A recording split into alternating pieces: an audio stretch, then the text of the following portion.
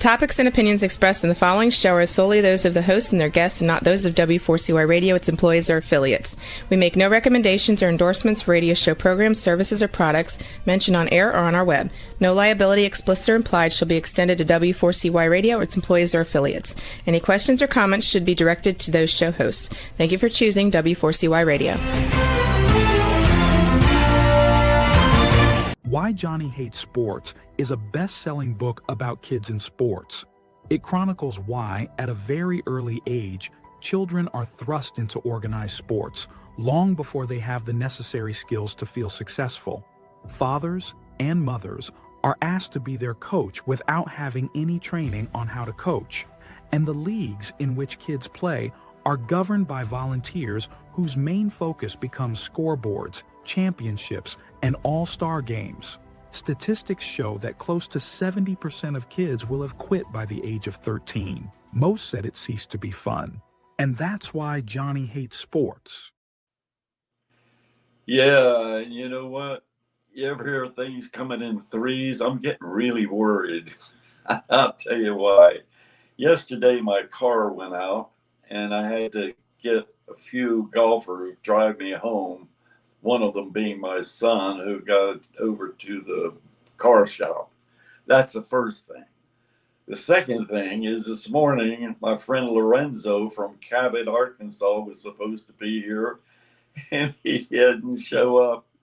And now I'm worried about what's the third thing that's going to happen today. So I'm going to try to get through this show before we get to our special guy, Ross Smith, in Extra Innings. But so in the meantime, you know, I thought I'd do a little review of all of the different things about sports for kids and kind of why Johnny Hates Sports. And one of the things that we have been talking about with rec directors from around the country is about how travel teams destroy what's happening for recreation play for kids.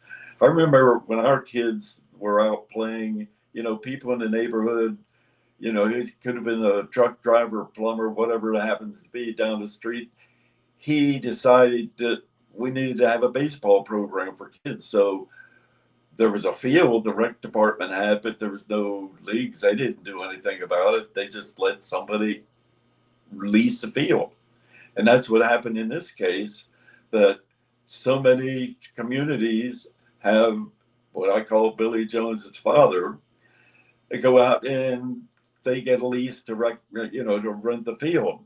And then all these people sign up. So now here you have with baseball, football, and soccer to a great degree, people leasing fields. But then all of a sudden comes along travel teams. And then you got these guys that walk in that are ex-soccer players that profess to be professional teachers and organizers. They haven't had any experience in that, but they go ahead and do it anyway.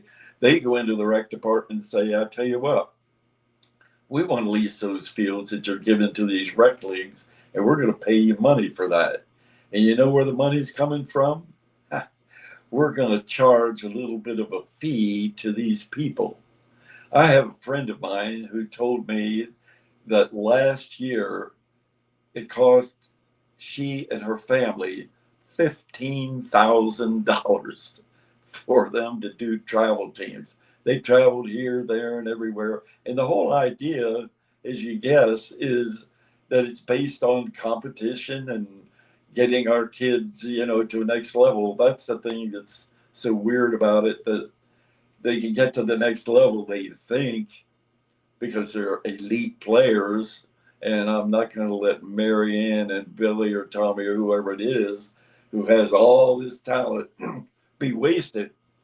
So they go to the travel teams, never realizing that they're going to spend all this money that they could have saved up and paid for a college tuition because they thought it was going to be definitely a scholarship. So a small number of those kids that go out there and to get on, you know, tribal teams ever make it. So that's another area that I think needs to be addressed, and who knows what will ever happen with those poor kids in the neighborhood who can't afford all of that to be able to go out and travel. And hopefully they'll get back on the field somehow, that people in the communities will say, hey, yeah, we need to get those kids back out there. Here's another topic I'd like to say that I know it's kind of harsh when I tell you, but that's why I think that youth sport for kids below the age of 12 probably is a farce. Yeah, it's a farce. Why do I say that? Because let me tell you, you could get a 7-year-old child. Let's say it's a kid, boy, 7 years old. Did you ever stop to think that there are early matures and late matures? And the early mature, you can have a 7-year-old, and that 7-year-old can be a late mature. And guess what? He can have the body, strength, and everything else that goes with a 4-year-old. So you look at his 7-year-old, and he's really small, doesn't have the skills, and he's playing against a kid that is 7 that is now 4 years up. So he's 11 years old, but he's still 7 years old, but he's got a body of an 11-year-old. So you got an 11-year-old playing against a 4-year-old. Now think of that when you're thinking you got kids playing hockey or football, or size makes a difference. So you got a kid out there playing football, and yeah, they do weights, and because they say, oh well, if this kid weighs too much, but you still think about it. You've got a 7-year-old that looks like a 12-year-old, and they stick him in the position that they say, wow, this kid's got to be good for our team because look how big he is. And then the poor little kid that is a late mature, he ain't even going to get on the team. But yet they're both 7 years old. So it becomes a farce. And even in baseball, you ever look at the World Series, the Little League World Series? It drives me crazy sometimes. I've seen times where a 12-year-old was 6'1". Now think about that. 6'1" being 12 years old just because you're an early mature. And so it becomes, like I say, it becomes really a farce. And you figure it out because I can't. Here's another thing. I want to ask you a question. Do you think a guy, a father, or a mother should coach their own kids? That's a good question, because here's what happens. All across the country, when parents sign their kids up, the scenario is like this. They go in to where they're signing up and they say, okay, sign on the line here. Yep, I hold your son, I hold your daughter. Thank you. Now I'll get on that line over to your right. Well, what's that line over there? Well, that's where you sign up to be a coach. What? I don't know anything about coaching. I just want my kid to learn to play baseball, and I want him out there and see how good he is. Well, guess what, sir? Your kid isn't going to play unless you coach. So there he goes. He's over in that line. Excuse me, it's allergy season here in Florida. So he's over in that line, and he signs up, and they tell him to come out. And all of a sudden he comes out and says, I don't know what to do. And he kind of learns, if he's a baseball coach, he can just go sit and hide in the dugout and watch the game go on. He doesn't know a strategy or anything, except one of the things that he does know is out in right field, there's a big scoreboard. And that scoreboard now says your team is now losing 4-3. And the umpire just calls a strike 3 on one of your star players, and you know that it wasn't a strike. So now you go running out there screaming and hollering and acting like an idiot, and then the umpire throws you out of the game, and you're the president of the bank. And everybody that's sitting in the stands is saying, hey, there's Tom Jackson, the president of the bank. He just got thrown out of a game because arguing with the umpire about whether it was a strike ball because his kid was at bat. Yeah, that's a scenario. You know that's what happens. And so across the country, that's what we have are hundreds and thousands of examples going on right now. And right now is getting ready for the All-Star games, the championships, World Series, and everybody's nervous. I remember when I was a recreation director, and it got to the beginning, and let's say we're still talking baseball. Got to the beginning of the season, everybody said, oh, this is great. People talking about coaches and parents losing perspective and screaming and hollering. Nobody did that. You know why? Because there weren't any standings. There was nobody there saying, oh, what place is your team in?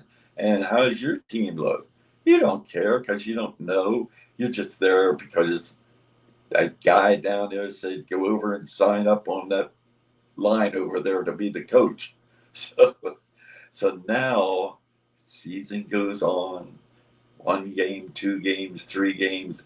Everything's moving along until now it's get near the end of the season. And your team's in second place. Now's when the emotions arise. I have seen and I've heard so many stories in my experience as a recreation professional, as a father of 7 kids that played. I heard you say, what did he say? He has 7 kids. Yeah, me and my wife have 7 kids. Every one of them played one kind of sport or the other. And every single one of them have one kind of a problem or another. I always tell the story. Can you imagine this? My daughter, softball team, their coach, at the end of the season, that coach told the players, you ready for this? To go into the drugstore and steal stuff for him. And it did. And you know what? He got off with it. And he was still coaching. Don't ask me how they let this kind of thing go by, but that's how it happens in youth sports. So here we go with kids. Let me see whether another thing is all-star teams. Mentioning all-star teams. Are all-star teams really important? No. You know, because what happens, who do you think gets on the all-star teams? Now they got the season going on. It's time for selecting the all-star teams. And what happens is, you remember that coach, Billy's father? Yeah, he's the coach. And so guess who he signs up to be on the all-star team? Well, Billy has been sitting on the bench and only got into 3 games. And in the 2 games, he fumbled the ball and cost the team a win. But his father nominates him for the all-star team. So all hell breaks loose. Parents screaming, he can't do that. You know why he justifies it? He says, look, I've been out here doing this all year long. I got to be at the bank, running the bank, and I got to rush home, go out there with these kids, and I'm not. No, Billy, he's on the all-star team. So that's why all-star teams become such a farce. In so many cases, it cause so much argument. So I'll get to my last episode before, hopefully, I have time for my friend Ross to come in to do our next segment, which is a new segment. But before I do, let me go through one more time with some of the original listeners that asked the question, why does Johnny hate sports? Johnny hates sports because at 6 years old, his father or his mother says, well, everybody down the street is signing their kids up for Little League. So, Johnny, you're going to play Little League baseball this year. Or it could be football or soccer or whatever. And Johnny doesn't know whether he wants to play or not. He just says, yeah, I guess so. If Charlie and whoever else and my friends are playing, I guess I'll go out and play. So that's the first thing that happens. I really apologize for this allergy deal I got. But so Johnny goes out there. He doesn't want to play baseball. Did you ever stop to think if it was your kid? He really likes drama, wants to be in a play in school, likes music, wants to play music. Nobody ever told him he wants to play sports except his mother or father. You're going to play sports. So he gets out there, and he's one of those kids that don't have the skills to be able to catch and throw and kick and hit and all of that. So that's what happens. And that's why he hates sports. The other thing is, like I mentioned, he goes out there and his dad's a coach. Or he's got another coach that isn't his dad. And his dad says, oh, well, let's see. I'll coach. And like I said before, he loses all perspective of what it's all about. And he starts screaming at his kid, screaming at the umpire, screaming at people in the stands. And so Johnny doesn't like it because he's embarrassed to death. And the last thing is the leagues that sign up. These are all a group of people. Like I say, they could be a psychiatrist, they could be a dishwasher, a plumber, truck driver. They all make up the board of directors of this volunteer league that they organize. And the only thing they got in mind is somebody's got to win the championship. We got to have a scoreboards and standings and all-star teams. And Johnny wants no part of that. And that's why Johnny hates sports. So we're going to cut here right now for, I think, whatever our engineer Juan's got next on the list. We're going to go to that. Hopefully. In this best-selling book, a child, while failing to live up to his father's expectations, is shamed and humiliated beyond belief. He vows to never allow his own son to face the same.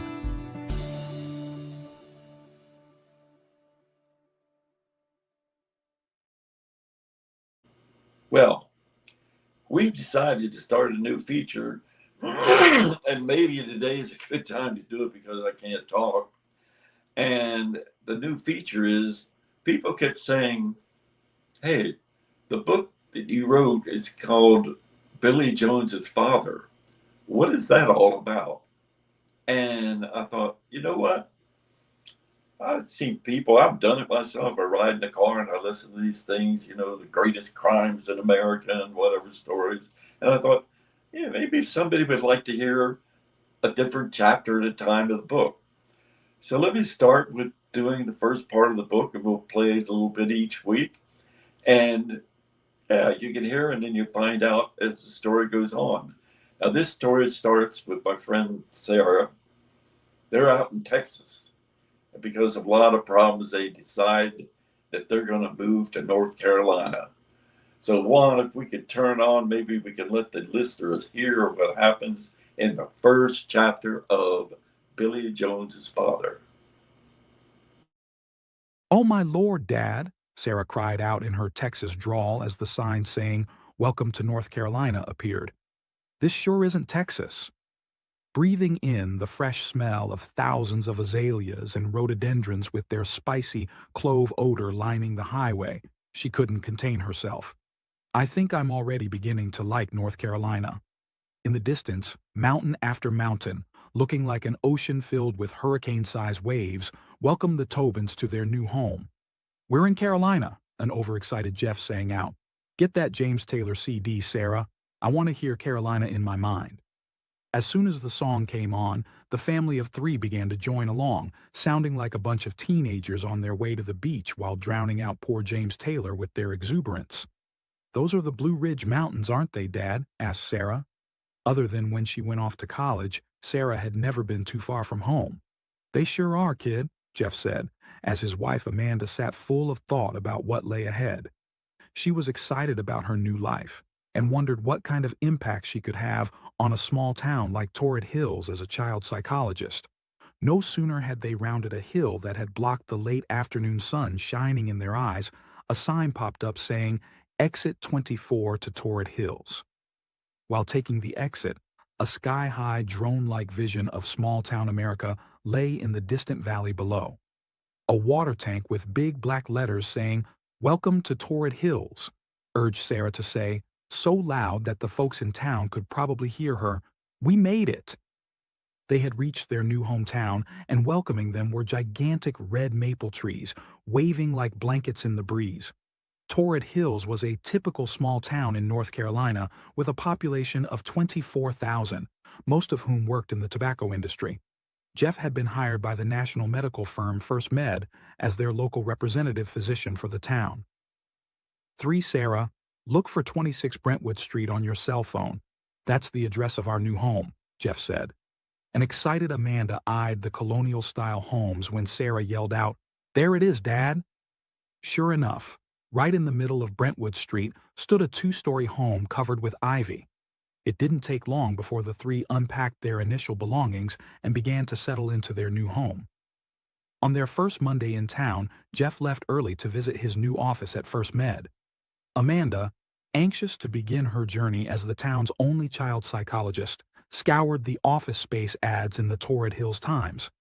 As for Sarah, she sought to seek out the local recreation department for any employment available. It didn't take long. She could see the sign above the recreation facility a mere block from her house saying Torrid Hills Parks and Recreation. Sarah wasn't one to waste time. She dressed and was almost out the door when Amanda said, "Wow, you're not even going to eat breakfast before you go?" "No time for that, Mom," Sarah answered. "A stitch in time saves 9. Walking in the recreation front door, Sarah was met with a voice sounding more like Scarlett O'Hara than Scarlett herself. "Good morning, ma'am," said the voice, reminding Sarah that she was in the South. "Good morning to you," Sarah replied. "I just moved in from out of town, Texas to be exact. I was wondering if there might be any employment openings?" Just then, around the corner, came a lady who looked to be in her mid-30s, dressed like she was about to enter a hog-tying event. "Hey there, I'm Emma Stewart. I couldn't help but overhear that you're looking for employment. You've come at the right time if you have the right credentials." "I do," Sarah said, as she grabbed a resume from her backpack. "Well, great," Emma said, as she glanced at Sarah's resume. "Why don't you come to my office and have a little chat about what's available?" Feeling enthused, Sarah sat down in Emma's office and glanced at the number of trophies strewn about. "Wow, there must be a big event going on with all these trophies," Sarah said. 4. You're looking at a small number of trophies that we will be giving out this year. Trophies for every sport you can imagine. We give them to kids in the 3 to the 5-year-old division up to the 16 to 18-year-olds. This town is crazy about sports. "Well, it sounds like I came to the right town. My background is in sports," Sarah said. Looking through Sarah's resume, Emma's eyebrows raised as she noticed the number of awards Sarah had gained playing all sports. "You certainly are qualified, especially with the degree you got in recreation," Emma said. "I need an assistant to cover a lot of details that are getting overwhelming for me. That is, if you're interested." "Absolutely," Sarah replied while almost coming out of her seat. "I'm ready to start whenever you want." "Well, it's Friday. How about we start on Monday?" Emma noted with a smile. "Great," Sarah answered as if she had just won the state lottery. Einde. Well, there you have the first episode and the first chapter of Billy Jones's father. And I can't wait for you to listen to the next part, because what Sarah runs into is Billy Jones's father. You're going to like this character. He's something else. So All right. So as I started out the early part of the show, today is not one of those days. A car broke down yesterday. I had a guest that didn't show up for the first session. My internet broke down. That's why I'm having to use my cell phone.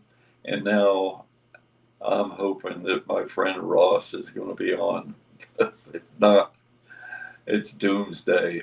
And I don't know what. Oh, I know why. Today's Friday the 13th. I never thought of it. Yeah, I'll use that as an excuse. So nobody's here. My guest and my special guest for Extra Innings, Ross, no, he's not here either.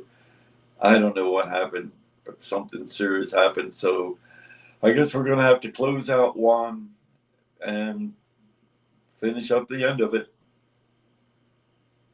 This program is sponsored by Sir Durf Publishing in the interest for better sports for kids, better kids for life.